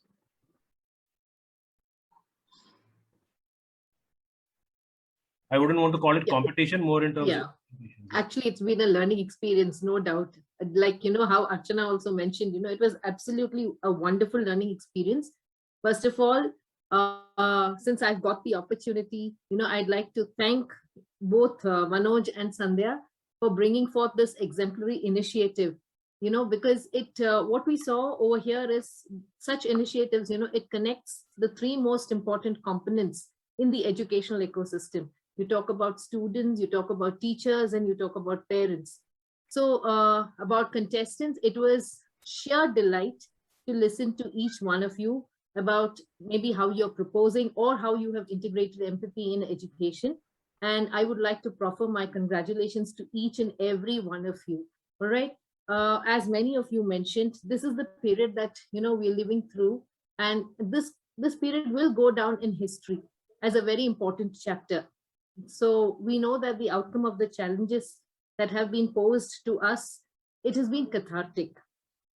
So when we talk about education, many of you did mention about, critical thinking, creativity, collaboration, and communication. And personally, I've always felt that we miss out on a very crucial aspect, which needs utmost attention, and that is care. And that was so well brought out by all the participants today. As educators, we have been the wind beneath the wings of mankind. We guide children to traverse through life's diverse terrains. We embolden them to choose the right path ahead. We are always in this constant endeavor of empowering them, but something that we don't realize is we need to empower them to become selfless, and in turn, and thereby help them evolve into efficacious members. So empathy is actually what humanity thrives on. And therefore, I have always believed that inculcation of empathy is extremely important. I'm not going to take any more time. I'd just like to wish the participants all the very best for their future endeavors. And again, as I said, I'm very grateful to both of you, to the organizers, for having put this massive platform that has carved a niche for itself. Thank you, and wishing everyone a very happy Diwali too. Thank you. Thanks, Anita. Thanks so much. Archana, any words from you? Yeah, I just want to echo everything that Anita just said. I am really honored to be here. I think I learned so much today from each and every one of you. I think of myself as a lifelong learner, and today's experience has been very, very enriching for me. The topic itself is so relevant in today's world. Having done research in social emotional learning for both middle schoolers and younger children, a lot of the points that you brought up today was something that I saw brought out of research into how you actually implement it in practice. And that was really amazing to hear those of you who gave me examples from your own experiences, from your own lives, whether it's from school or with your own children. I think those were very, very enlightening and enriching to hear about. So I think we need more of this empathy, social emotional learning in education. Not just for younger kids, but for our older children, our teens, and even young adults, right? And that is something that I'm glad that we all are talking about and we all are like moving towards. I want to congratulate all the participants, and I also want to thank the organizers for this. Thank you. Okay, thank you so much, Archana and Anita, and a big thanks to both of you for accepting this invite and coming here, being part of this expo. Thanks, Anita, and thanks, Archana. And big thanks to all the participants here. Now, I know you are waiting for the results. We give the judges some time, and we will keep the results for tomorrow evening. 7 o'clock tomorrow evening, we have the finals and the award gala happening there. So please log in.